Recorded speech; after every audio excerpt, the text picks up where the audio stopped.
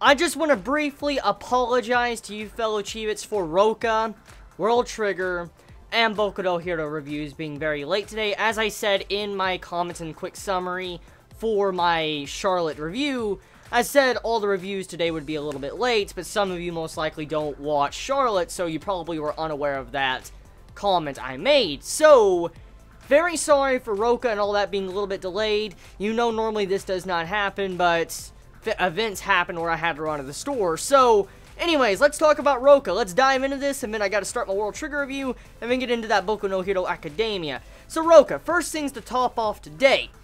Very good episode that continues the tension and the badassness that this series has set for itself since episode 1 into this episode. And we get a little bit of characterization for Adlet, our MC, and get to find out more about his backstory of what he has went through. So, before I even dive into his backstory, I just want to say right now, I really appreciate this series so much for just staying very realistic, and at certain times, like when it comes to the dialogue, to the character interactions, it's so realistic, and seeing a character the way they act in these different situations, it's really fucking nice. And I was told a while back, now I don't know if this is, true or not, so I'll leave it up to you fellow Chibits to confirm for me in the comments, but from what I heard from a couple of Chibits on Twitter and in the comment section on my reviews, They told me that the director or the writer or something that is doing Roka at this time, like the director or writer, someone that is doing this, wrote the anime of Spice and Wolf. Like the anime of Spice and Wolf. Not the manga or light novel or anything, but the anime.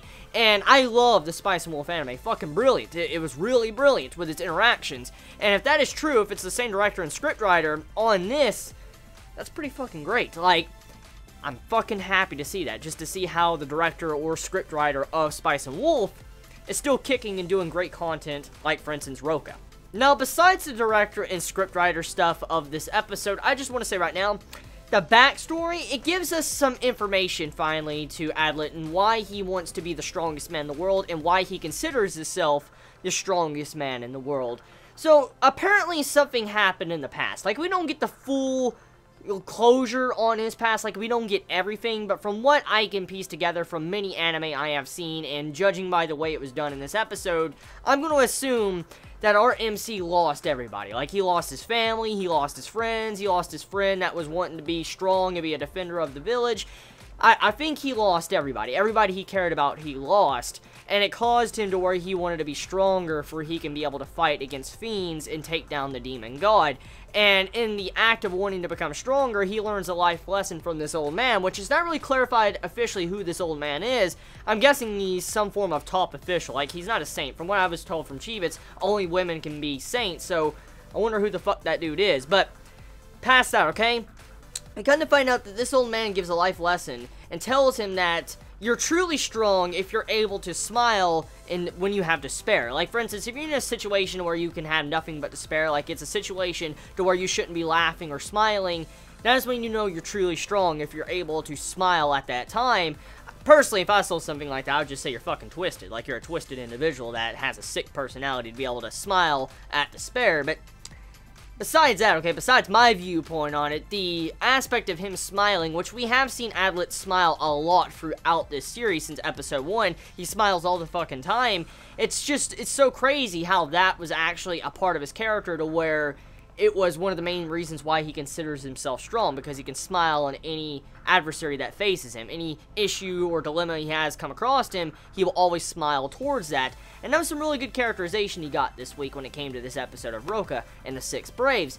Now, one thing I want to point out I noticed when I was watching the ending song, I don't know how many of you Chibits actually noticed it or not.